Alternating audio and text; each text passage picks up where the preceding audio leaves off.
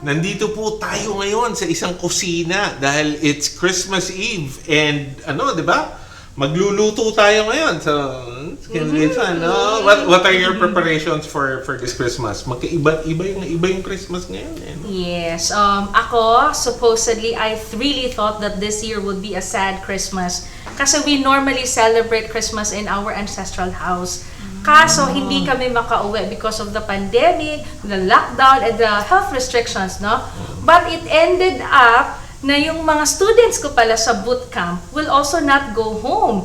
So, since I am their mommy, so I will be cooking tonight for Noche Buena, good for 90 packs. Wow. Together with the students, the teachers, and the household members sa namin. So, God is good. So, tuloy na tuloy ang Pasko. Tuloy na tuloy ang Pasko. Yes. How about you, Kay? Me? Well, my daughter, my 16-year-old daughter, she cooks. So I always just wait for the cooking and prepare myself to eat. Baliktad na She can cook turkey, Yeah, how about the mommy? Ako, don't ask. No, but even if it's even if within the pandemic, Christmas is still family, and we do what we can to gather together. Tamang-tama dahil makakakuha tayo ng ideas on what to cook during the Noche Buena. Because today, our visitors will be coming from Talent Bridge. Makakasama natin ang isang chef na si Jojo Diaz, ang kanilang trainee na si Rosemarie Tabora, at ang head ng Talent Bridge na si Ritchel Bernardo. And speaking of training, ang pumapasok sa isip natin ay ang Technical Education and Skills Development Authority or TESDA. And we are fortunate to have as our guest the Deputy Director General of TESDA and former Congressman, John Bertiz III. Abangan niyo po yun.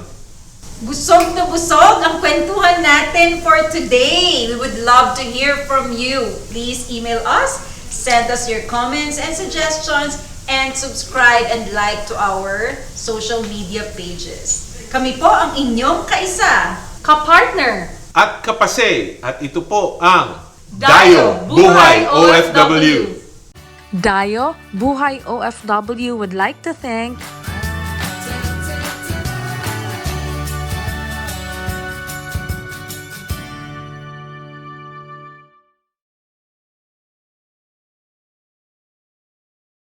Welcome back to Buhay OFW. Alam niyo po, itong mga nakaraang mga buwan ay nagkaroon tayo ng maraming oras dahil tayo ay nasa lockdown. At mapapansin natin dahil marami tayong oras, marami tayong panahon upang mag-aral at mag-aral ng mga panibagong kakayanan at panibagong skills.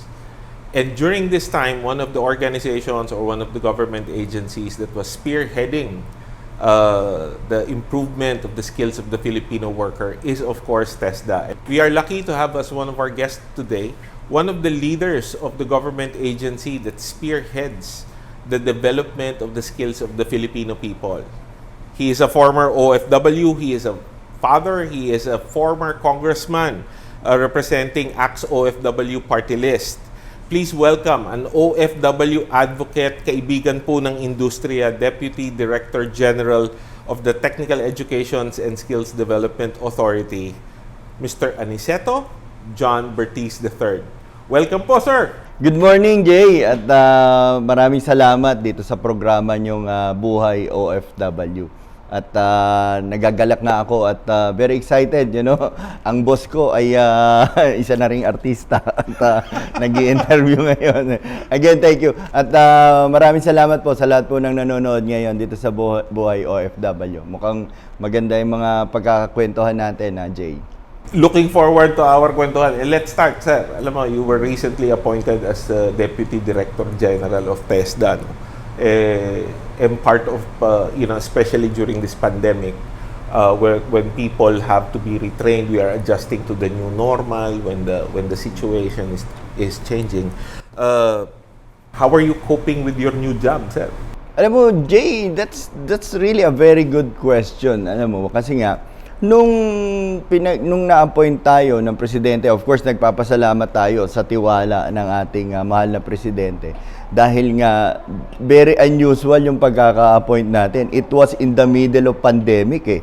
It was the height of the ECQ, where people are dying, losing job, thousands of workers being repatriated, millions of people losing their job, especially in our countries. There's a lot of locally displaced individuals, yung mga stranded individuals natin, hindi alam gagawin. Ang daming industriya nagsara, both constructions, retails, most yung mga tinatawag nating hotel and restaurants na really very badly affected. So, that was the time when the President, of course, through the Office of the Presidential Management and Senator Bongo, called me, I think, 3 nights before that appointment. Sabi niya gano'n na, we really need help, for these people, especially the OFW. So ako naman, I really prayed hard because it was really a very challenging moment. Ano ang gagawin natin, saan tayo magsisimula, paano mong ite-train, paano yung libo-libong umuwi at nawalan ng trabaho. So, I really took it as a challenge, At of course, every one of us is painting a bleak pictures on what is happening. Pero ako kasi, I'm a very optimistic person, sir. I always look at things as a challenge, at not as a discouragement. Doon na tayo nagsimula. Unang-una, ano ba yung nakahandang programa ng TESDA? So, hindi tayo kagad na jump into the pool of TESDA. Ito gagawin ko, di ba?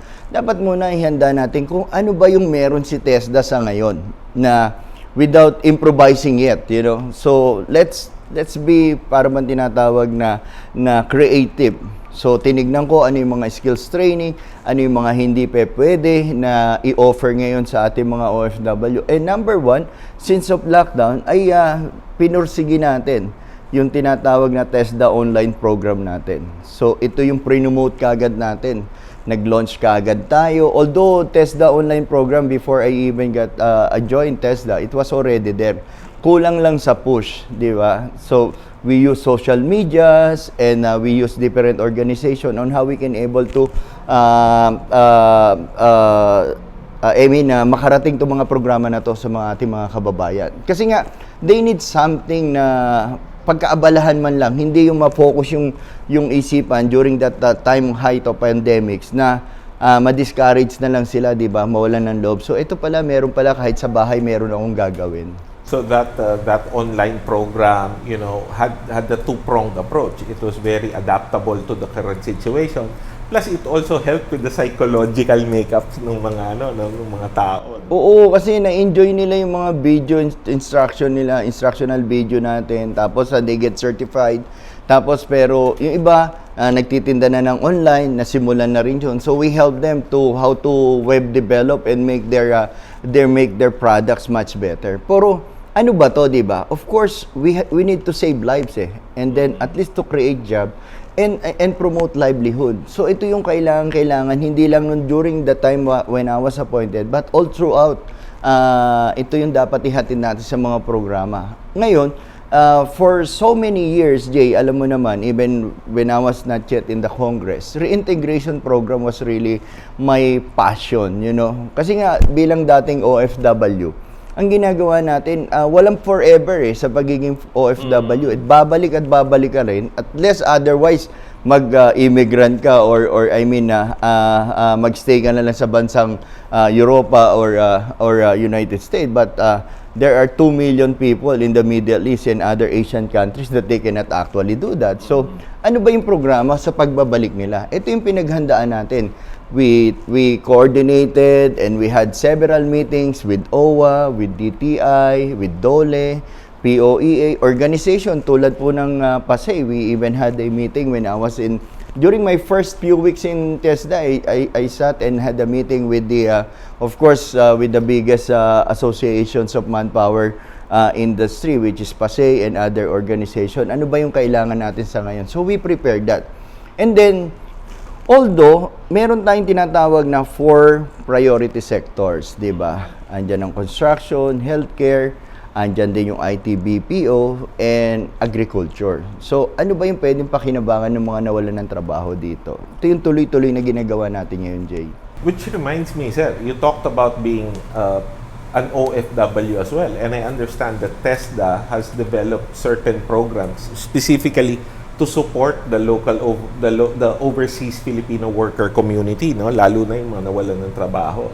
Maybe you would like to talk about that, yung mga malasakit help desk natin, yung mga abot lahat. I mean, ano ba po yung mga programs ng TESDA specifically? Tama ka, Jay. Alam mo na, natutuwa nga ako dyan because during my first month, there was a statement from a presidential spokesperson, Harry Roque, na Mr. Bertiz has been appointed by the President in TESDA and he has a huge task for the OFW. So talagang super challenge talaga. Hindi ka pwedeng nga sa TESDA kasi nakatingin sa iyo ang mga tao, lalong-lalo na ang presidente. Of course, we serve at the pleasure of the president and his message is our message. And and kung ano yung mission niya, mission mo talaga. So nandiyan nagsimula na kaagad tayong magkaroon ng TESDA OFW Help Desk na nationwide na nating in-implement yan sa buong Pilipinas, lahat ng TESDA centers, lahat ng mga technical training institutes natin, provincial training centers natin, meron silang OFW help desk. In preparation to na dun sa aggressive program ni Senator Bongo na Balik Probinsya Bagong Pag-asa. So itong mga nagbabalik na to, hindi lamang OFW to, Jay, ito rin yung mga nawalan ng trabaho rito, wala nang pambayad ng upa. So ang last resort nila, bumalik. Pagbalik naman nila doon, ano ang nakahanda sa kanila, di ba? So nagkaroon din tayo ng malasakit help desk. Tayo rin yung unang nagbukas ng tinatawag na airport desk para sa ating mga OFW. So si TESDA, dahil ang TESDA, O-plan natin is TESDA abot ang lahat. Nandiyan na kaagad si TESDA. Pagpasok pa lang ng ating mga OFW, ito po yung programa namin na libre nyo makukuha. We have several scholarship programs.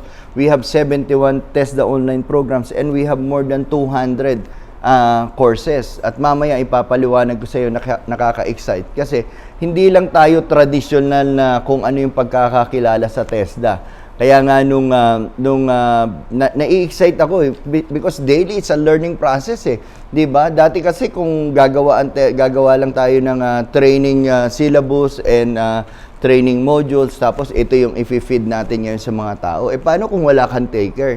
Doon ko pinasok yung programa nating enterprise-based training, industry-based training na talagang dati na itong mga programa na to pero natutulog sa kahon or hindi siya nabibigyan ng pansin. Ngayon talagang superstar siya kasi alam mo, Jay, in order to promote siya, which is the marching order of our president, bigyan natin ng trabaho kahit saan lugar.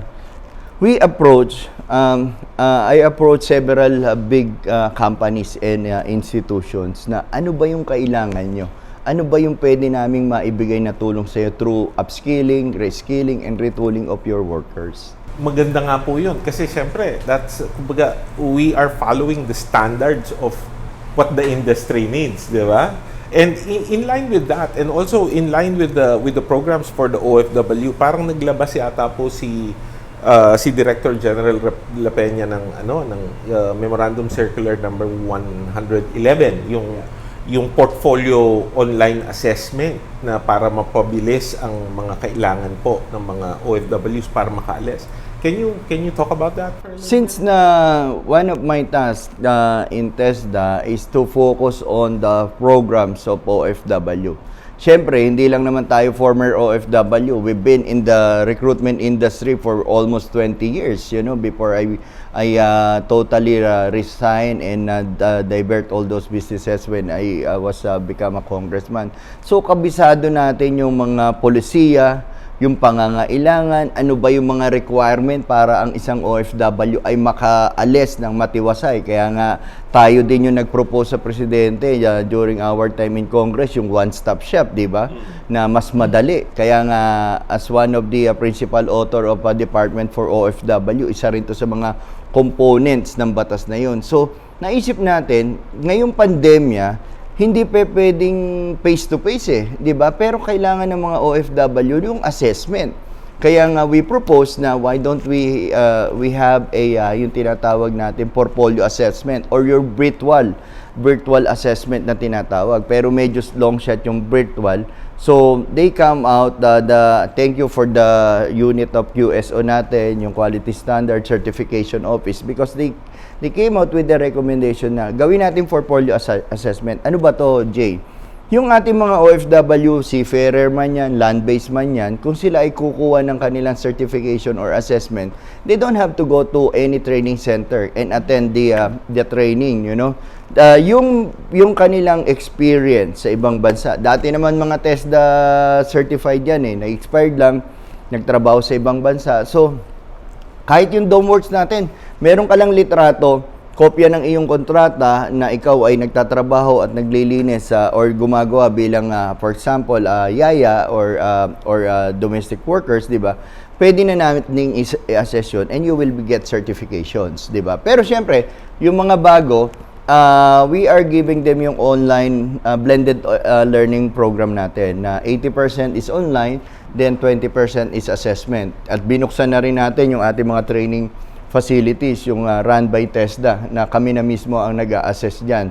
Kasi nga, yung ibang mga private TBAs and assessment center, although pinayagan na rin ng IATF yan, we already also a circular memorandum circular from the Office of the Secretary na pwede na kayong mag-assess. Pero compliant dapat yung mga assessment center with the IATF protocols. Yan. Protocol. So, ibig nyo sabihin, yung portfolio assessment na yun, yung past work experience ko, if I could have, kumbaga, kung meron ako mga supporting documents for TESDA to be able to verify and assess, it can be considered towards my assessment. Oo, mas madali na ngayon. Madali na ngayon. Kasi kailangan mo lang mag-registered. Tapos, meron din yung mga tinatawag na actual assessment. Tulad sa Magsaysay Learning, may mga assessment din sila, di ba? Tapos yung mga ibang tulad yung ship catering, di ba? Messman, kailangan yan. So, kahit pandemya, hindi naman end of this world na tumigil na rin ang paglalayag ng mga barko. Andyan yung mga tumaas ang bilang at volume ng mga cargo shipment because of different relief goods, different medical equipments and goods, di ba? So, tumaas din na tuloy-tuloy pa rin yung bilang ng ating mga marino at ganun din ating mga workers. Although, bumaksak talaga yung sa sektor ng tulad ng retail, hotel industry, yan. Pero tuloy-tuloy naman yung mga DOMWorks construction workers natin. Speaking of assessment, no, sir, nagkaroon tayo, ang TESDA opened an on-site assessment program, no, na parang, I think your pilot is going to be in Jeddah. So, ibig sabihin, it's outside. Yung on-site assessment outside the Philippines, di ba? Di ba, alam mo, Jay, maganda rin yan na nakaka-excite din. Kasi, di ba, marami naman mga OFW na ayaw pa rin umuwi.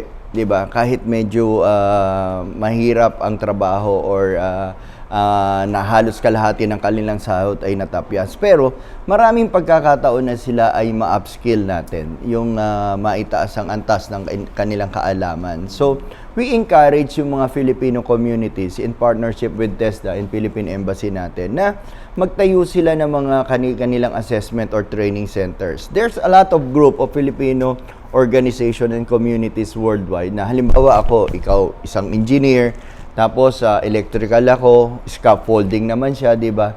Nagtayo sila ng kanilang training center. They train them, yung electricians, di ba? Pero, ang nagse-certified lang is yung organizations, di ba? Napakagandang initiative. Pero, most of the companies, they need national certification or certified by at least a recognized body like the government or for example ISO or yung international assessment skills organizations, di ba? So ang ginawa ng TESDA, may mga inaccredit tayong mga training centers. Tulad sa Hong Kong, meron na tayo niyan. Sa Dubai, meron din tayo niyan. And then ngayon, we're trying to introduce nga na nasa pipeline na po natin yung tinatawag natin, Jay, na virtual assessment.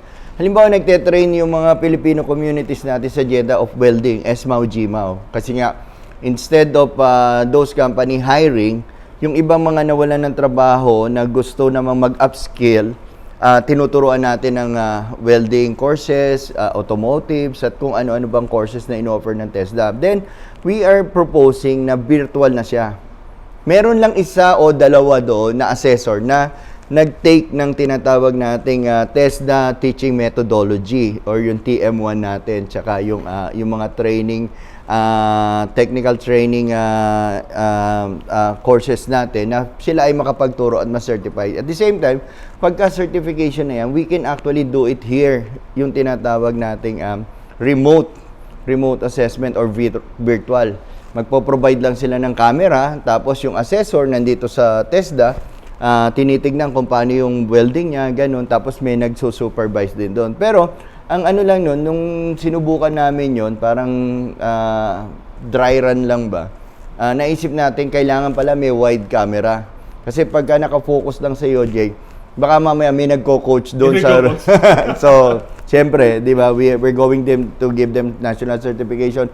And there was also a proposal na since na TESDA is the training arm of the government and we are giving a scholarship under our 5 or 6 different scholarship program, why don't we propose also, I propose na, sige, bigyan na rin natin ng scholarship yung mga OFW doon. Nasa abroad. Oo, libre na yung kanilang assessment, libre na rin kanilang training skills and the one who's going to, they're going to receive yung tinatawag natin full scholarship training. Siyempre, mababa nga naman kasi ang binibigay natin sa mga estudyante natin is 160 pesos per day plus yung tinatawag nating assessment fees, training fees, tapos meron silang data fee, yung data allowance para sa internet nila, di ba? Pero we're trying to look or find ways na how we can able to increase that budget para naman sa mga overseas workers natin. Ang galing ng mga adjustments ng ginagawa ng TESDA. Oo, moving mabilisan. digital, moving abroad, moving...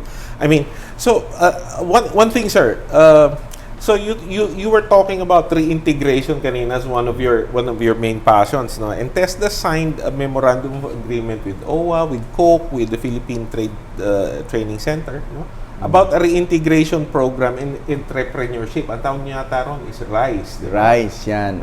Maybe you can speak to our audience about that particular... Alam mo, sabi nga nila, kahit 5 buwan pa tayo rito, talagang nakaisip na tayo ng napakaraming programa sa TESDA na nakakatulong talaga. Yung OFW RISE kasi, dati, yung mga OFW natin, pagdating, meron silang financial assistant, di ba? 5,000, 10,000, 20,000. Pero kung nalulungkot kasi ako sa ganung pamamaraan 'di ba? But the OFW community really help. Appreciate the gesture of the President or the kindness of the President Duterte na magbigay tayo ng ayuda. Pero bagong bayani ang tawag sa atin, modern day heroes, economic champion ka 'di ba ng ating bansa. Pagdating mo rito, re-receive ka ng ayuda. Tapos paano 'yun? Wala na, 'di ba? So naisip natin, paradigm shift to, Jay, di ba? From heroes to become leaders. So, dati kasi nagpapautang ang OWA, individual. Tapos, wala naman nangyayari sa negosyo nila. Nawawala, hindi na nakakasingil ang OWA, ang land bank. So, ang ginawa natin, we partner with Coca-Cola under the OFW RISE, which is reintegration and skill entrepreneurship. It's a group of 5. Halimbawa, itong grupo ng umuwi na itong mga OFW, gusto nila magkaroon ng laundry shop or gusto nila magkaroon ng Coke product or San Miguel products ng distributorship sa lugar nila. 5 sila, ite-train natin sila, parang training ng accounting for non-accountant, how to run your business, how to do inventories, lahat tuturuan natin yan, pati yung we have yung mga lifelong skills training programs ng TESDA. And then right after that, they can have access to NRCO fund. Kaya nga nag-partner tayo sa OWA. So makakakuha sila ng initial na pondo at ito po yung imo-monitor natin. That's one thing. Tapos, meron na rin tayo, Jay, na mga natulungan ng mga OFW. Actually, mga 5 or 6 na OFW natin na dati silang mga grupo ng OFW na mga nagtrabaho sa construction, tinulungan natin silang maging assessor. Then for being assessor, tinulungan din natin sila magtayo ng training centers nila. Meron tayo dyan sa Pangasinan, meron tayo sa Bulacan, meron sa Davao, sa Cagayan de Oro at sa Mindanao. So ito yung mga dating OFW, group of 5 or 10, nagtayo sila ng training center. We help them how to register their training regulations and mga courses nila. Ngayon, ang mga tinitrain nila, mga OFW, alam mo, Jay, matutuwa ka kasi yung isang training center dyan sa may Norsagaray, Bulacan, pag-aari po yan ni Dr. Rose Nabotas, dating OFW. Yung mga kagrupo nila and partners nila ay mga OFW. Tapos, sa mga estudyante nila, mga learners and scholars nila, is yung mga domestic workers na stranded dito at hindi makaalis kasi nga, hindi pa bukas yung mga bansang pupuntahan nila tulad ng Middle East. Tinuruan natin sila mag-pastry making, cake baking, fruit preparation, fruit processing, centuring, tapos yung iba naman mga kalalakihan, welding, heavy equipment operations. Alam mo yung mga nag-graduate ng mga domestic worker, ayaw nang umalis eh. Ayaw na nila mag-abroad kasi kinukompute nga nila $400 minimum. Minsan, kamalas-malas mo, mapunta ka sa among Arabo na hindi nagbabayad ng tama, tapos parang kabayo at kalabaw ang turing sa'yo pagka sa trabaho, di ba? Lalo na ngayon talagang sinusulit nila because of pandemic. So, $400, around 20,000. Eh, kung makikita sila sa pag-prepare ng yung mga kakanin, bibingka, biko, tapos yung mga sapin-sapin, dinideliver nila at binibili ng local government unit. Naghahati-hati na sila sa minsan 100,000, 150,000 amount ng kita. So, napakalaking bagay. So, ito yung nakikita natin na time will come na ating mga OFW, lalo-lalo ng mga kababaihan, because of the skills training and upskilling na binibigay ng suporta ng gobyerno, lalo-lalo na ng TESDA, ay hindi na sila mangigibang bansa. Kumbaga, they can still retain the status or the role of becoming an economic champion, being an OFW, kahit pag-uwi nila, we are still helping, TESDA is still helping them to still continue to be an economic champion, pero nandito sila. Parang ganun yung... Yes, Jay. Tsaka ang nakakatuwa kasi nga, yung sinasahod nila sa pagiging domestic worker nila, di ba? Pinapadala, pinag-aaral, di ba? Isa lang ang source of income. Ngayon, yung mga OFW na yung mga kababaihan ng Jay, ultimo yung mga anak nila, binigyan namin ng skills training. May mga pinatidyo sila, nag-enroll ng computer programming, computer repairs, at yung mga computer maintenance, gadget, pati sa mga cellphone, yung mga kabataan. So, natutuwa sila kasi yung mga anak nila kumikita rin sa dami ng mga computer ngayon sa ating bansa kasi nga because of online and blended learning system from DepEd to CHED to TESDA. So, hindi sila nauubusan ng kliyente. Nagkatrabaho pa yung anak nilang binata na dati tambay sa kanto, basketball, tapos pag nagpadala si nanay. And one more thing, yung mga iba namang asawa nila, trainee din namin yung mga OFW na matutong to enter into, we gave them a skills training for constructions. Kasi sa Bulacan, nandyan yung isang pinakamalaking proyekto ng pamahalaan Duterte ngayon, which is the San Miguel Aero City. Every year, Jay, it will employ 20,000 construction worker. Give and take, 1 million yan, direct and indirect employment that will going to create. So parang it's not only the OFW but also even the family, you're helping them to make them productive. Exactly. Alam mo, Jay, as young as 15 years old, pwede na mag-enroll sa TESDA. Walang babayaran. Bibigyan pa namin ng baon, 160 pesos per day, matapos niya lang yung skills training niya. Pagkatapos niya, may trabaho pa siya kasi meron niya tayong nabanggit ko kanina, yung enterprise-based training natin. Dati, ang tawag dito sa dual training system na to is yung OJT. Pagka nag-OJT itong mga kabataan na to, kaya walang gana kasi nanay pa nila o magulang pa nila nagpapabigay ng kanilang baon, di ba? Wala silang allowance. Pero ngayon, kumikita na sila 75% of the minimum wage salary nung region na yon, NCR man yan or whatever region. We partner with big companies tulad ng Toyota, tulad ng Shell Pilipinas, Century Food Corporation sa mga production lines. Yung mga kabataan, lalong-lalo sa Bataan, yung Bataan 2020 natin, yung tsaka yung 4.0 port industrializations natin, di ba? So, industrial revolutions natin na yung mga kabataan na to, babae man lalaki sila, ini-engage na namin sila sa industry. After ng minimum of 3 months, maximum of 6 months training, ina-absorb na sila ng kumpanya. Tapos natutuwa pa itong mga foreign investor na to kasi they are not forced to employ a worker immediately. They get to immerse dun sa industriya and they love their work and we train them. So, it's really a win-win situation for our people, for the investor, from the foreign investor, as well as yung ating gobyerno. Well, sir, your experience as an OFW, your experience as an agency owner, your experience as a congressman, your experience now as TESDA, leading up, all being wrapped up on the concept of the overseas Filipino worker. Sir, I would like to invite you. Maybe you would like to address our OFWs, our recruitment agency partners, and of course, the general public. Baka meron po kayong mensahe para sa bawat isa sa kanila. Please, sir. Naku, thank you so much, Jay. Unang-una, nagpapasalamat ako sa programang Buhay OFW. Of course, si Idol Jay, ang napakagandang lalaki ng ating host ngayon. It's truly an honor po. At para sa mga nanonood, ang TESDA po, TESDA abot ang lahat. Kaya nga po, hindi lamang po kailangan yung pumila at lumapit sa amin. Kami po mismo ang TESDA ang lumalapit. Hindi lamang po sa mga private companies and individuals, and we are also building partnership with different organizations and not only for the other government agency, for us to deliver yung puso't malasakit ng ating mahal na presidente.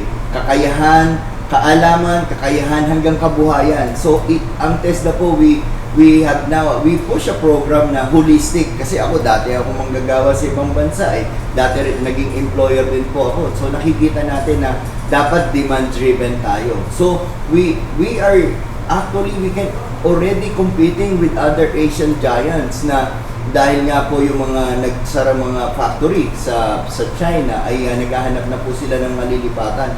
Ito po kaya natin meron tayong industry-based, enterprise-based training to the max na talagang sinusuportahan po natin itong ating mga investors from different countries to create job here in the country. Nang sa ganun po, mabawasan na o tuluyan na rin mawala yung pangingibang bansa ng ating mga kababayan. Just imagine, Jay, one of the messages I would like to bring also, being a welder sa ibang bansa, 300 to 400 minimum basic. Ngayon, ang pinapasahod po ng mga ibang construction company is 30,000 to 40,000 for a welder. At libre pa po ang training na binibigay ng TESDA, and you will going to get a national certifications. At hindi lang po ang TESDA program ay nandito sa ating bansa, pati na rin po sa ibang bansa. Not even that, we have also program for former rebels, na yung mga returnees natin, drug dependent natin. Alam nyo ba, Jay, na halos 1,000 mahigit na mga dating natokhang at nag-surrender, mga drug user, nabigyan natin ng construction work yan sa Okada through our partner construction company. Now we are partnering with different construction company para ma-rehabilitate yung ating mga kabataan. We are also focusing on agriculture para yung may mga namumuhunan po sa agrikultura, meron din po tayong pondo dyan. And of course, IP, yung mga kababayan natin nasa laylayan ng lipunan, ito rin po ang inaabot natin in partnership with different local government unit as well as DTI. So sa TESDA, Jay, abot ang lahat. Kami pa magbibigay ng libreng pagpapaaral at meron ka pang allowance. Maraming salamat po, Mr. John Bertiz, for that very informative session and discussion. We wish you and TESDA all the best and all the success in your endeavors as you help the country and the Filipino people and the OFW become much more competitive, not only locally but also abroad. Huwag po kayong alis, babalik po ang Dayo Buhay OFW. Dayo Buhay OFW would like to thank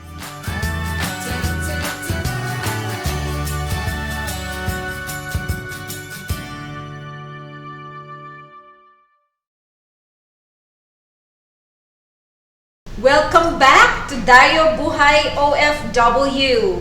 Before our OFWs return back to their countries of assignment, they have to do refresher courses and trainings. And today, we will have a chat with one of our bread and pastry production trainee Miss Rosemarie Tabora. Hello! Yes, Rosemary. hello! Good day, everyone! It's holidays coming!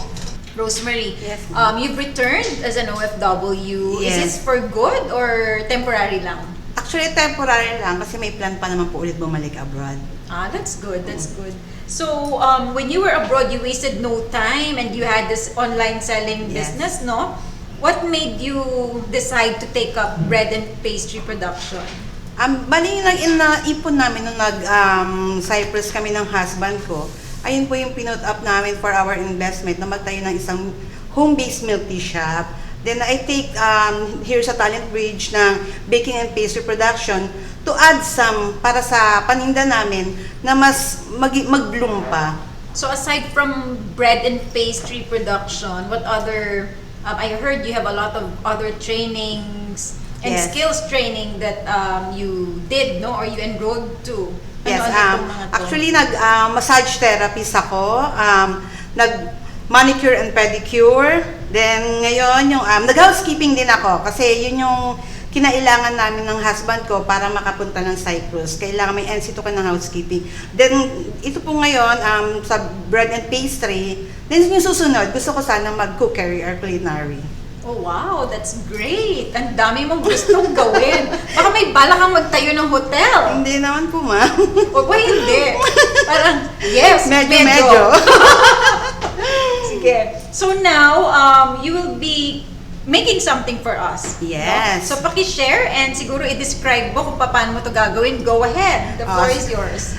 Dahil nag-uumpisa na ang Christmas holidays, now we're going to make our Christmas cupcakes.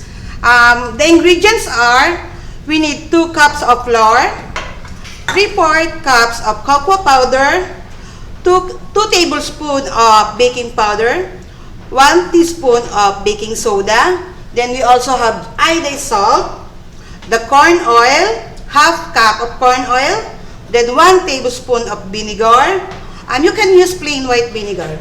Then 1 cup of plain water. Mas okay kung room temp water ang gagamitin ninyo para mas maging moist pa ang magiging cupcake natin. Then we also have 1 cup of evap. I didn't know na merong suka. May vinegar. Yes, ang we have. This is something that I didn't know. Sige, so simulan na natin. Okay, to start the procedure, napakadali lang naman siyang gawin kasi one-step method lang siya, one-stage method. So, i-combine mo lang muna yung dry ingredients, then after, yung wet ingredients. So, let's start. Okay, we have 2 cups of flour. Then, the next one is 3/4 cups of cocoa powder. Then, 2 teaspoons of baking powder. 1 teaspoon of baking soda, 1 teaspoon of salt, iodized salt. Okay, then 2 cups of brown sugar. Actually, sa brown sugar, mas need yung mas darker. Kasi kailangan the darker na brown sugar, mas nagiging moist ang ating magiging cupcakes. So, mix nyo lang muna yung mga dry ingredients. Then, after na mag-combine na lahat ng substance ng dry ingredients, make a well in the middle at pwede nyo nang ilagay ang mga wet ingredients. Sa wet ingredients, we have half cup of corn oil. Corn oil ang dapat gamitin kasi yung corn oil, kahit ilagay nyo sa malamig na temperature, hindi siya titigas. So, yung cupcake nyo, kahit 3 days to 1 week, tatagal siya. Then also we have vinegar. Plain white vinegar. Yung mga nabibili lang sa suking tindahan, pwede na po yun. Then we also have water. 1 cup of water. Then lastly, 1 cup of evaporated milk. So easy lang. Kahit nga bata, kayang gawin to eh. Just mix. Huwag niyo po masyadong i-overmix. Once na ma-overmix, mag-form na yung gluten substance, titigas po ang cupcake natin. Once na ma-combine lang siya, na mabasa lang everything, okay na po yun. Para hindi mag-bubbles? Yeah. Or... No. Kasi magpuproduce siya ng gluten.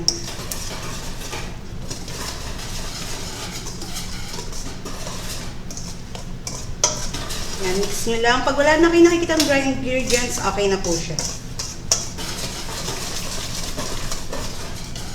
Huwag tayong galit na galit mag-mix ha. Yung with love, kasi magki-Christmas, di ba? Okay, yan. After nyan, ganito magiging mixture niya. Then, we have here yung cupcake molder. So Rosemary, this is very good for especially this season, Christmas season, for our mothers and even the daughters, no? Even Yes. fathers can make this so easily. So, mura lang siya, hindi siya masyadong tasking, hindi naman ganun kahirap gawin actually, di ba? Alam mo, Miss Kay, ang kagandahan sa cupcakes na yan is, pwede mo siyang i-steam, pwede rin siyang bake. Nga, kung wala kang oven, pwede kang mag-steam lang through photo molder. Pwede mo siyang gamitin ganun. Kumbaga, With the rice cooker din, di ba? Lagyan ng pwede. oo. Pwede. Tsaka usually, kapag kapag holidays, Noche Buena, natitira si cake. So, kung cupcakes, more on bata, madali siyang makakakuha. Or madali niya, mas magugustuhan niya rin yung design. And pwede rin giveaway. Yes, after for giveaway, correct. Yes. That's good. Sige, so ano nang gagawin natin? Ilalagay na ba Yes, natin dito? after nun, mamix natin siya. Ilalagay natin siya. Sa molder. Actually, you can use scooper or anything na the same size para proportion siya lahat. Pwede rin kutsara. Yes, pwedeng kutsara. Kung saan ka mas madali. Kung saan mas madali ang buhay, go lang. Yan. So mag-aano siya, 'di ba? Mag-aalsa siya. Yes, aalsa so siya. hanggang kalahati lang. Kailangan Ay, half lang ang ilalagay mo kasi once na 3/4 or full, aapaw siya, tutulo siya. So mas maganda proportion siya, half lalagay mo per molder. Rosemary, by the way, no, I heard that you had a bad experience abroad, but it did not stop you from acquiring more skills and pursuing your dreams, you and your husband. Kasi para sa akin naman is hindi man porket may bad experience ka, tutuloy-tuloy mo na. So kailangan maging positive ka pa rin in other ways. Kailangan kasi hindi lang isang field lang ang alam natin sa buhay eh. Kailangan being a mother or being a OFW, kailangan flexible ka in everything you will do. So kaya yun, lahat na nga yata ng TESDA eh, suki na po ako eh. Gusto niya magtayo ng hotel in the future. That's why. Wow, this looks delicious. Yes, di ba? Miss Kay, smell pa lang po. So pwede rin silang gumawa ng ibang flavors, di ba? Yes, So pwede. pwedeng banana. Kung gusto ninyong buko pandan, yung kokwa, change nyo sa buko pandan powder. If you want ube cupcake, you can change it by ube powder. Yung kokwa lang po yung papalitan po natin sa ingredients niya. So may question ako sa iyo, Rosemary. How did you find out about Talent Bridge? And bakit mo napili ang Talent Bridge na puntahan for your mga training mo na gusto mo? Actually, isa gawin? yun sa gustong-gusto ko sa Talent Bridge eh. Yung kagawad namin, actually, nung may group chat po kami sa hair cutting. Then nag-post po ron yung kagawad namin na may opportunity nga na binibigay sa Talent Bridge for bread and peas reproduction. So, yun nga ang naging situation. Kinulit ko yung kagawad namin. Sabi ko, Kag, sige na, baka pwede ipasok mo ako dyan. Ang kagandahan, nalaman ng barangay namin, si Talent Bridge, or nagkaroon siya ng idea nung pinost si Talent Bridge. Ang nangyari kasi, nag-offer sa mga frontliners si Talent Bridge ng free food. So, yes, nung mga time ng pandemic, ng COVID-19, kasagsagan po nun, nag-offer si Talent Bridge ng free foods. Actually, hindi lang sa Santo Niño. Most of the barangays here in Parañaque. Oh, that's nice. Yes. Ganon ka-generous si Talent Bridge. Yes, that's good. Good to know. Yes, pati staff nila, sobrang babait po. So it looks like you're very happy and satisfied with the services Super. of Talent Bridge at sa lahat ng natututunan mo sa Yes. Talent Bridge. Alright, so Rose, what's the next step? Next step, of course, i-bake natin si cupcake sa 25 to 30 minutes in 150 degrees Celsius. So, ma'am, bake ko muna. Alright, thank Okay. you. See you later. See you! So while we're waiting for the cupcakes to bake, We will be joined here by no less than the Managing Head of Talent Bridge Training and Assessment Center, Ritchel Bernardo. Hi, Ritchel. Welcome, welcome. And of course, welcome to Talent Bridge. Thank you. Thank you, Ritchel, for joining our show. Sure. So tell us about Talent Bridge. Yeah. So, Talent Bridge is a training and assessment center, Miss K, meaning that apart from doing, training, we also assess, meaning the certification is actually issued after the training once they pass the assessment. But more than a training center, we also value giving additional services like we do job counseling at the end, because part of the promise that we give to TESDA is actually to facilitate helping our graduates to land a decent job. So we go beyond. That's our tagline. We go beyond the limits of learning. So we actually do other services apart from training and assessment. Oh, that's good to Yeah, know. thank you. So earlier on, we had our guest, Ms. Congressman Bertiz of TESDA. So I Yes. heard that you also have TESDA accredited courses or training. So tell our viewers about your Okay. TESDA accredited courses. Right now, we have 4 courses, both for training and assessment, Miss K. We have bread and pastry production, the one showcased by our trainee, Miss Rosemarie Tabora. Of course, we have cookery, which is actually a 40-day training. We have warehousing services, NC2, but it will be implemented sometime in 2021. This is something new, which is actually in support of the e-commerce industry, particularly for the logistics and the warehousing business. And finally, we have one of the in-demand courses, which is actually forklift operations training. So these 4 are actually our TESDA accredited and certified programs. Yeah, forklift operations is really Yes. in demand right now, Yes, not just in yeah. the Philippines, but Yes. also overseas. There are a Yes. lot of overseas jobs That's true. for forklift operators Yes, and yes. other automotive heavy equipment. Operations. It's Operations. actually part of the construction sector, which Right. includes heavy operations equipment. Right, right. So I also heard that you are IATA accredited. So tell us Yes. more about that. For IATA, if you recall, we are actually doing aviation training.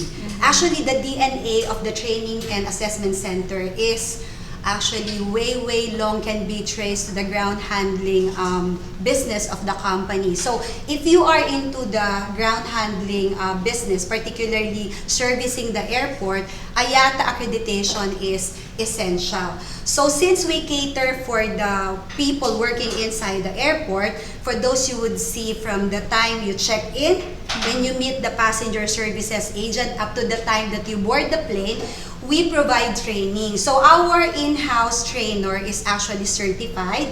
He did his training in Singapore. So currently we are offering trainings like dangerous goods category 6. This is actually for those working inside the warehouse, offering services extended to the airport. We're doing category 8. This is for the ground support equipment working below the wing, because that's how we term it.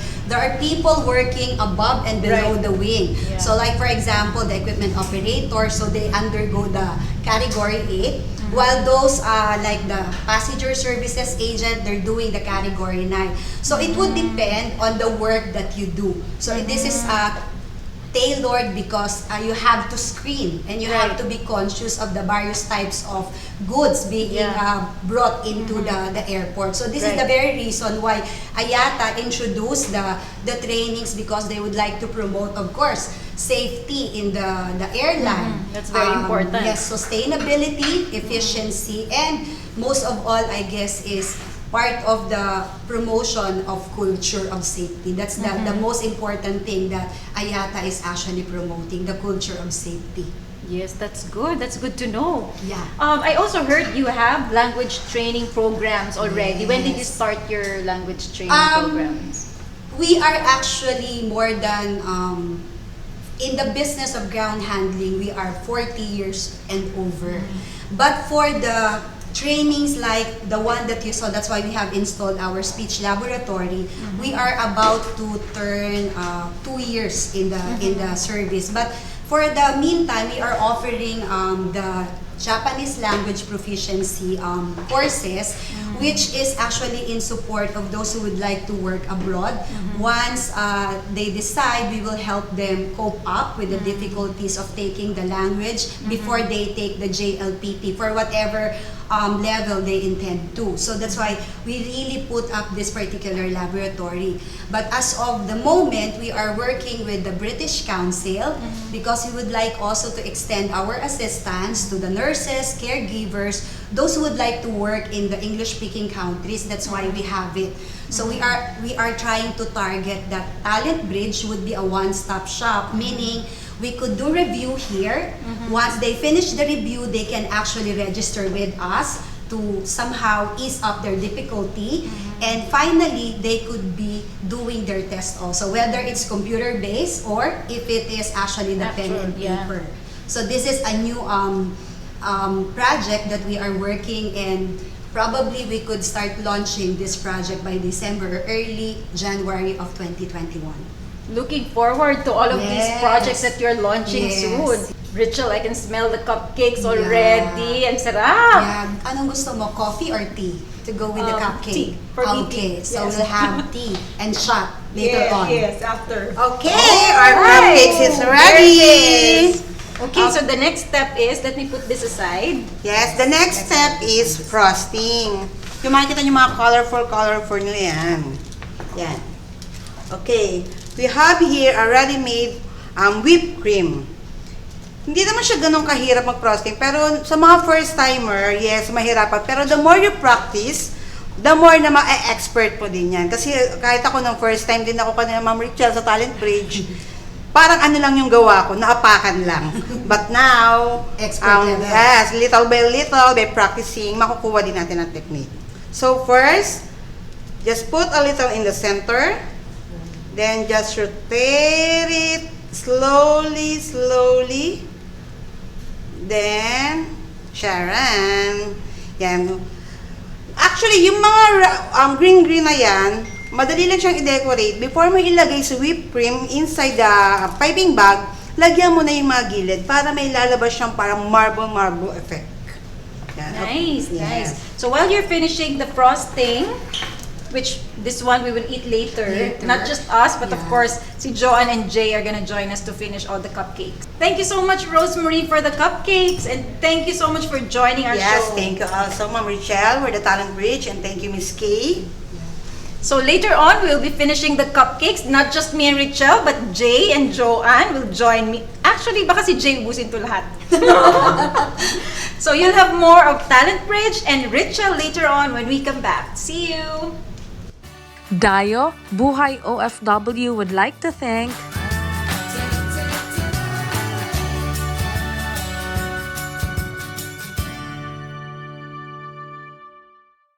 Welcome back to our Dayo Buhay OFW show. Itutuloy natin ang kwentuhan with the managing head of Talent Bridge Incorporated na si Miss Ritchel Bernardo.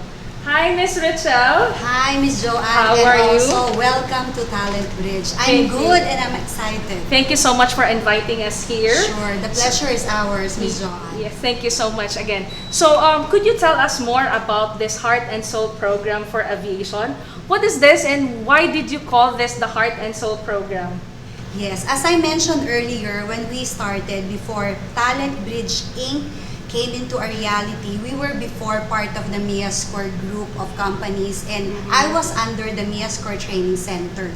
So the work itself, actually, we cater to the different airlines where we train the people working for them, particularly for ground handling. So for ground handling, we have people working in the below wing position. So when we talk about the below wing position, we refer to the equipment operators. Ito, Miss Joy, yung mga nakikita mo nag-drive ng mga luggages ninyo coming from the aircraft papunta doon sa carousel. Alright. So you would also see the ramp agent.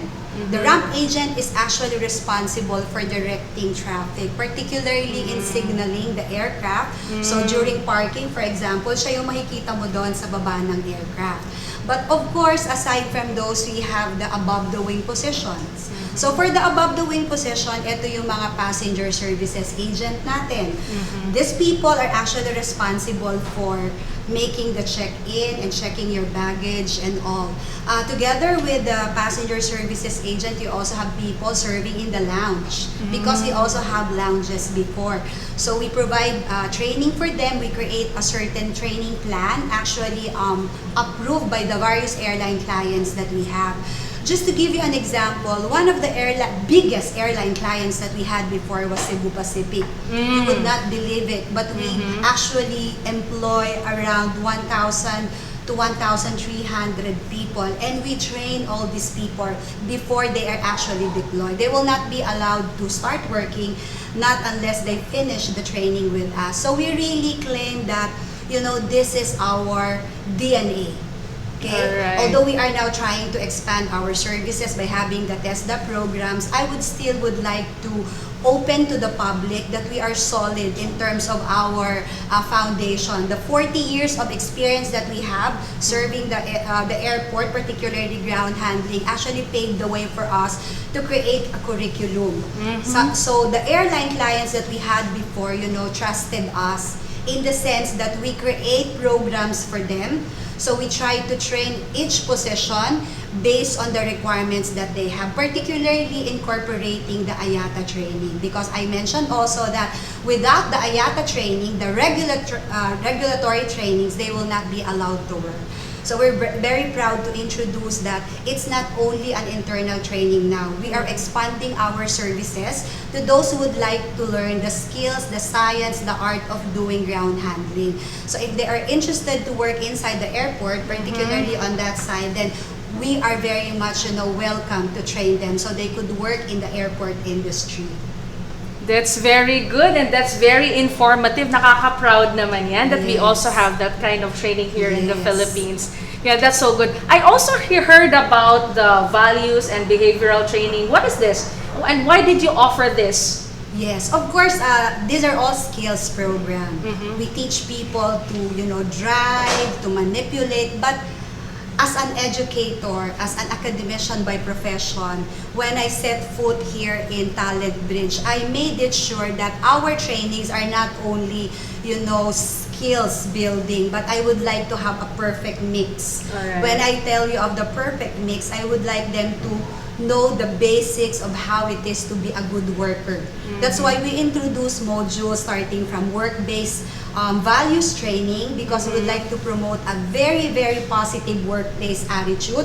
So our clients would not just be, looking at how good they are in serving the people in the airport, but, looking also at how they communicate. They value the concept of customer service, so we extend it. So it's not only for the rank and file. We even cater and custom fit our training, starting with training needs analysis, Miss Joanne.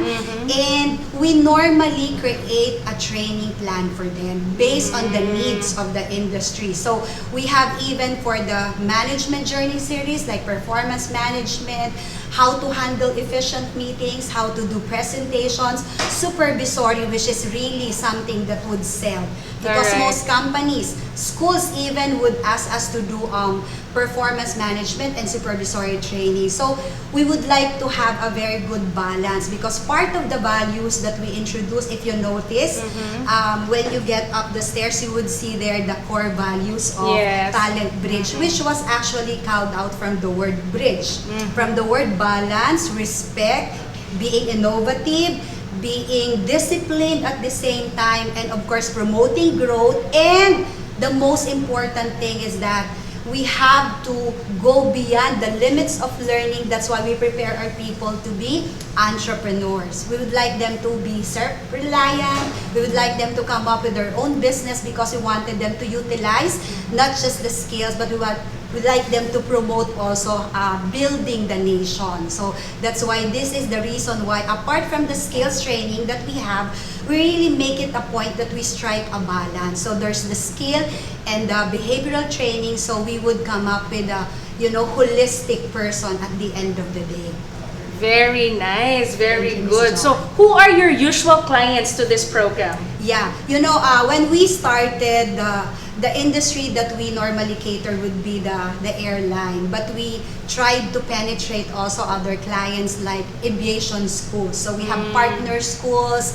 We also have industries who would also, need our services. Even our internal training is actually part of the services that we offer. The clients that we have here in the facility would also avail of the different trainings that we have. So we are across industries, from the logistic and warehouse to the hotel, to the education sector, to the tourism and all. So we would like really to have a very good footprint in the different industries. And actually, Miss Joanne, I'm very thankful that you're giving us the opportunity to be part of your circle of. You're welcome, because I Yes. believe in your services. That's Thank you why. so much. So I hope that our partnership will grow, and this will just be the start. Yes, Right? so- Okay. So anyways, you have so many, you have so many offers. Yes. But how about during this pandemic? Are you affected? What are the improvements, and what are The approaches. and how did you cope up this pandemic? Yeah, that's true. It's not only the training centers and other assessment centers which were affected by the pandemic. It's really challenging. But TESDA, on the other hand, is really of help to us.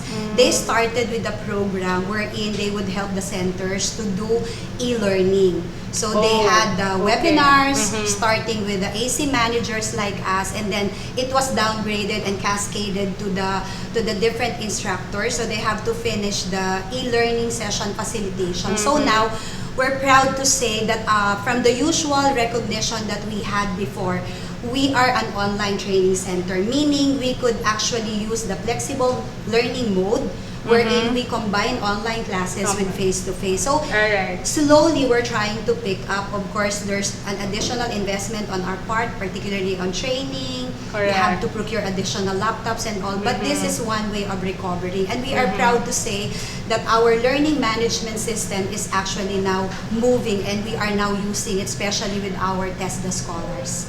Correct. Yes, that's very nice. But during the actual training, the practical training, they have to be present, right? Yes. So that's why it's a combination of online and the face-to-face practical Yes, training. so that's true. So tuloy ang business. Tuloy ang business, but we still have to abide with the IATF Of guidelines. course, So oo. we only finished the online component of the training. So we're awaiting for the lifting of the GCQ, and only then we can proceed with the face-to-face. But if you notice, we are ready with the new normal. We have adjusted our capacity. We have prepared all the safety protocols. We have attended all the necessary trainings that TESDA actually provided. My team is all trained in terms of the COVID-19 preventive measures in the workplace. Very good. Congratulations and more power. But before that, what is your 2021 and beyond wish list Okay. for your company, for your clients, and for your trainers? Okay, before I go to Talent Bridge, of course, my personal wish is for the entire country, the entire world to recover from this pandemic so we could all go back to our normal life. But in fact, I would like us to have more scholarship coming from TESDA, and of course more partners like you so they could avail of our services, and hopefully we could finish the module that we are developing, because we would like to partner with you and other recruitment agencies, because we're Sure. cooking up something. Yes. This is actually for the domestic workers and other deploys that you would have, because we would like to create a module that would prepare the OFWs, particularly in terms of psychological, cultural, social preparation before they are actually brought abroad, because we would like to extend our help with the owners of the different PRAs, so you would somehow, that the problems that you encounter with most of the deployed workers would be less, and at the same time this would also protect our workers, so they will not experience the normal problem that they would undergo. So this is actually my wish list that by 2021, we could launch and we could expand our footprints not only with the current programs that we have, but with the new modules that we are trying to develop, which would serve actually as one of the corporate social responsibilities of the company, because we would like to advocate, particularly protecting our workers. Wow, bongga! Thank you so much. It's so impressive and looking forward. Good luck and good luck to your business. Thank you so and, much. And balita ko, masarap magluto ang mga chef nyo dito. Definitely. Hindi naman ako papayag na si Kay nagluluto at kumakain. Paano Sure. naman ako? So, can we invite some of your chef Of course. to demonstrate? So if he's ready, let's call him in. Makakasama din natin today ang isang chef and trainer ng Talent Bridge Incorporated, wherein he started assisting his mom, pero hindi siya nagluto kaagad. At age 7, he was assisting his mom by doing taga-kayod ng niyog, taga-hugas ng pinggan, at saka taga-igib ng tubig. So, while his mom was cooking, and they were selling lutong bahay na food, merienda, at saka barbecue at night. So, tell us more about how he pursued his passion in cooking. You please welcome Chef Jojo Diaz.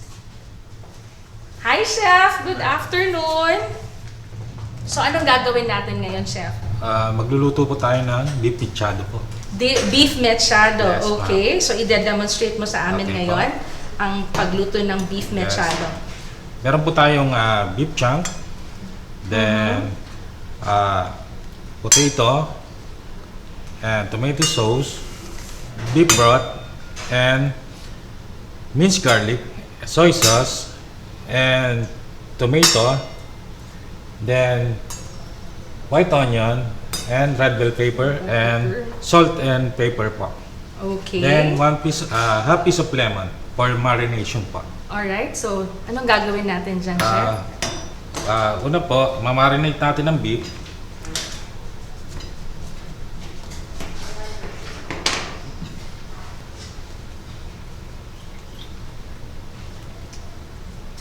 Para saan yan, Chef?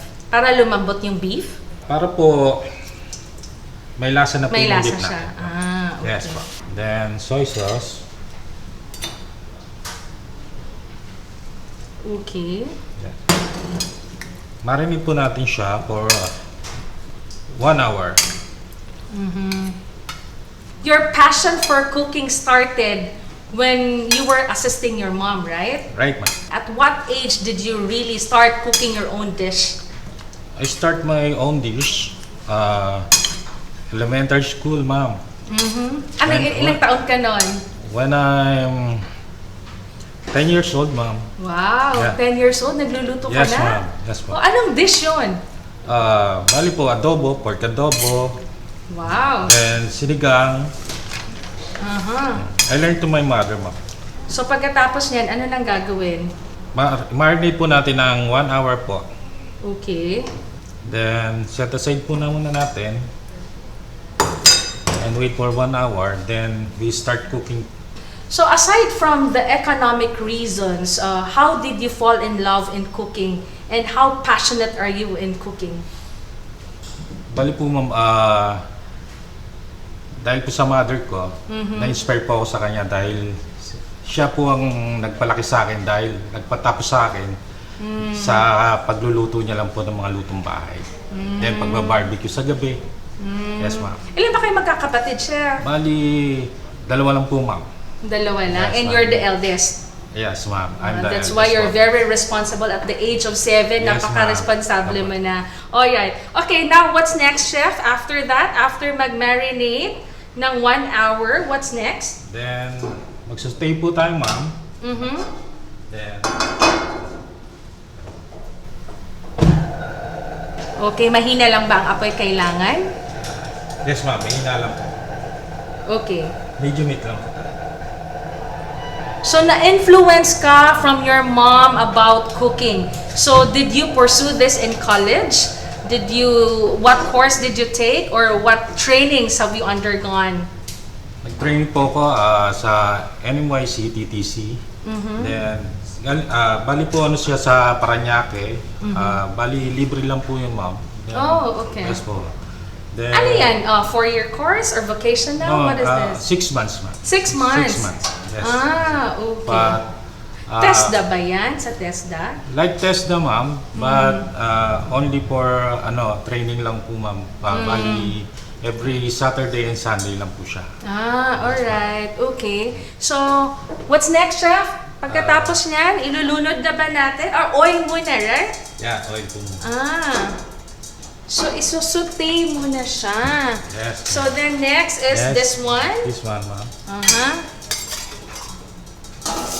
Okay. Malakas ang usok. So, Chef, which of your mom's dishes are your favorite? Ano yung pinaka-paborito mo ng dishes ng mom mo? My favorite, ma'am, is laing. Laing. Yes, ma'am. Wow. Hanggang ngayon ba nagluluto pa ng laing si nanay mo? No, ma'am, because my mother passed away Oh, on sorry. 2013. Oh, sorry Yes, to ma'am. hear that. Yes. But at least na-inherit mo naman ang talent ng iyong mom, Yes, right? ma'am. Yeah. Right.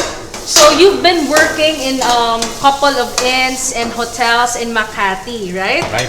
Yeah. Right. So ano yung best seller dish mo when you were still there, when you were still working as a chef? When I worked in a hotel, then I'm making bangus sisig, ma'am.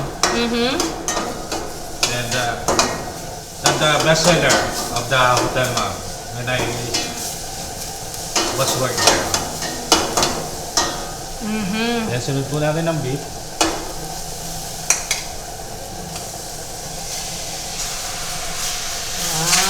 Okay.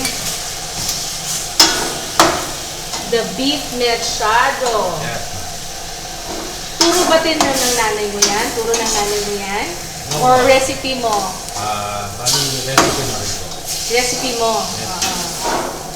Pinoy na Pinoy eh, no? What makes this dish so special that we will consider this as a Christmas dish? Mas gusto ko nila talaga yung lutong Pinoy, ma'am. Lutong Pinoy during the Noche Buena, right? Tama. Ma'am. Correct. So, any special ingredient? Ano ba? Di ba lahat ng mga chef may mga secret sila? Yes po, ma'am. Diba? So, ano secret mo, chef? Pwede ba? Secret nga eh. Yes, secret, ma'am. Secret nga eh. Diba? No, I was just trying you. I was just trying my luck that, sige, ibulong mo na lang sa akin, chef, baka matutunan ko yung recipe mo at makapaghanap ako ng asawa. Alright? I will definitely try this at home. Parang lumambot na siya. Agad-agad? No, ma'am. No. Bakit malambot? Di ba so, natin normally pag beef matigas? Ano po siya, ma'am? Part po ng ng malambot na beef po siya, ma'am. Pinalambot mo ba beforehand? No, ma'am. Hindi.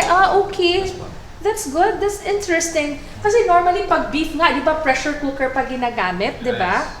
Yes, Okay. So mas what's masarap next? masarap po kasi lutuin, ma'am, siya. Slow cooking lang po talaga siya. Okay. Pressure cooker, like 30 minutes, like that. 20 to 30 minutes, ma'am, maluluto niyo na itong beef mechado. Okay. Yes. Talaga lang hindi mo pinalambot yan before the show Malambot na po talaga siya. Malambot siya. Yes, malambot. Kasi ako pag nagluluto ako ng beef, I'm still using pressure cooker na Yes. Diba? Pag nag-beef steak ka. Yes, ma'am. Oh. So maybe that's the secret method of a chef. Ayaw mong i-share That's a secret, ma'am. Secret nga Yes. Sabi ko nga siya, ibulong mo na lang So anyways, Chef, why did you choose Talent Bridge? Bakit gusto mo dito mag-train and how did you know them? Pangalawang pamilya ko na po sila. Lahat po sila mabait dito. Then, matutulungan po rin natin yung mga gusto mag-training dito sa Talent Bridge. Ilang taon na kayo dito, Chef? Only 3 months lang po ako Ah, dito. 3 months ka Yes lang po. dito? Kasi po, During the nagsara po pandemic? yung Ah. yes, during the pandemic. Kasi po yung pinapasukan ko na hotel is nag-close po siya. Kaya ka Until nag-join dito. hindi pa nagbubukas yung hotel, then nag-try po ako dito, then natanggap naman po ako. Alright, Yes, okay. ma'am. So, chef, what is your specialty? My specialty, ma'am, is laing. Laing. Yeah. Lahat po ng Filipino, no? Filipino. Mostly Mas Filipino Filipino food. pa. Okay. Then, Interesting. yes, ma'am. Okay. Chef, may asawa ka na ba? May asawa ka na ba? Kasi magaling ka magluto, di ba? So, may nabola ka ba because of your... Marami po akong nabola. Ah, Kaya really? wala po So, akong that's the nakatuluyan. secret then. Really? So, ano nang next, chef? Pagka-brown na po siya, then... Malambot talaga siya. Sunod na po natin ang... Beef mechado. Perfect broth for cubes. Noche Buena. Yes, broth cubes. I will Simmer lang try po this sa natin. Noche Buena mamayang gabi. Yes. I'll try this. Wow, interesting. Palambutin lang po natin siya mga 45 to 1 hour, ma'am. Dahil malambot na po yung beef. Okay. Dahil malambot na po ang beef, sunod na po natin ang patatas. Tayin lang po natin lumambot ang patatas. Isusunod po natin ang red bell pepper. Okay, tulungan na kita. Apo. Okay. Okay, ma'am. Ano ka na? Alright. Okay. What's next, chef? Tomato sauce. Tomato sauce. Alright. Tomato sauce. Okay.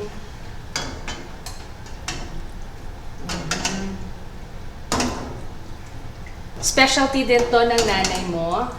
Yes, ma'am. Specialty. Okay. Then, takpan lang po natin ulit. Then, hintayin Alright. po natin na lumambot po yung patatas. Then, lalagyan na po natin. Pagka malambot na po yung patatas, then, lagay na po natin yung salt Ano and yan? pepper. Salt and pepper. Yeah, salt and Okay. Okay, salt and pepper. Yes, ma'am. Okay. Wala bang pang paanghang?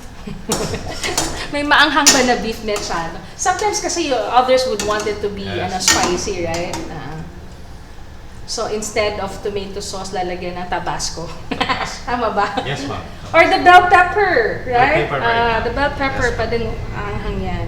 After 1 hour po, then Aha. malambot na po ang ating beef mechado, then pwede na po natin siyang ihain. Wow, Yes. okay. So ready na siya for Noche Buena. Yes, ready na Alright, po siya. okay.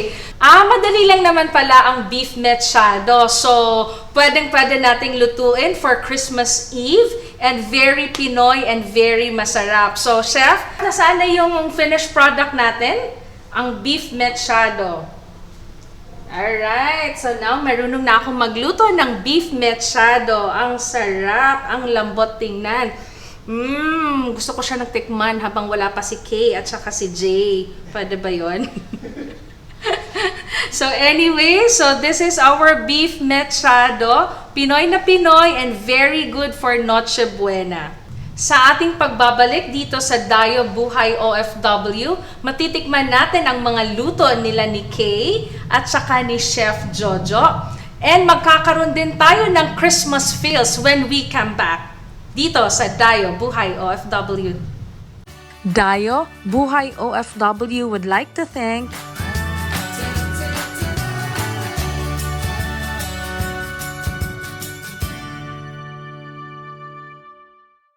And we're back and we're all together this Christmas Eve. At napansin nyo naman, meron tayong hinandang Noche Buena feast dito po. Pwede naman tayong kumain. Teka muna. Okay. Before that, we would like to thank all our guests for today. Si Deputy Director General John Bertiz and also the cook trainee of Talent Bridge na si Rosemarie Tabora. And also yung chef na nakakasama natin kanina na si Chef Jojo Diaz. And of course, the head of Talent Bridge, Miss Ritchel Bernardo. Thank you so much, everyone. The Hi. pleasure again is ours, and this is an honor for Talent Bridge. Hi! Merry Christmas! Okay, Merry Christmas! So, pwede naman. Merry Christmas, everyone. Kain na naman siya. Gift-giving muna tayo. Oo naman. Okay, so gift-giving muna daw bago kumain. So, this is parang exchange gift natin. So, this is my gift for Kay. Yay! Yan. Thank you so much. Parang exchange gift And natin. then my gift for Joanne. This is birthday and Christmas gift. Oh, thank you so much. Birthday Thank and you, Christmas. Kay. Yeah, sa ating dalawa. Oo, diba? Thank you so much, Kay. Welcome. And of course, ito naman ang aking Christmas gift to Wow! Jay. Thank Merry you! Christmas! Blue pa, galing SM. At syempre po, Yes.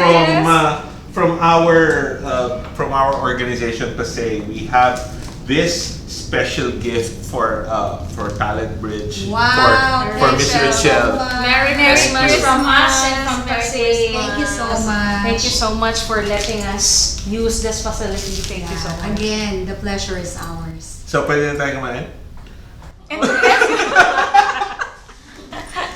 And the best gift we have is actually you, our audience. Thank you for joining us, and thank you for sending us your ideas, your thoughts, and for watching our shows. And we would like also to thank our sponsors. Thank you so much for all your support, and Merry Christmas to all.